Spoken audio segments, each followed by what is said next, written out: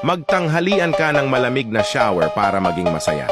Pabayaan mo akong ipaliwanag ito. Pinapalakas na pagigising at malinaw na pag-iisip. Ang malamig na shower ay maaaring magising ka at magbigay lakas sa iyong pagiging alerto. Ang pag-urong ng malamig na tubig ay nagpapalakas sa iyong sistema ng nerbiyos. Nagpapataas ng iyong pangkalahatang kalinawan sa isipan at focus. Ito ay natural na paraan upang simulan ang iyong araw na may enerhiya. Pagtaas ng mood. Ang malamig na shower ay maaaring mag-trigger ng paglabas ng mga endorphins na mga natural na enhancer ng mood.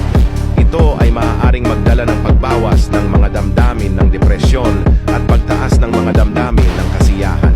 Ang malamig na tubig ay maaari ring magbigay ng epekto sa pag-boost ng mood na katulad ng isang banayad na stressor. Pagbawas ng stress. Ang pag-urong ng malamig na tubig ay maaaring mag-activate ng stress response ng iyong katawan na tumutulong sa iyo na maging mas matibay sa pang-araw-araw na mga stressor.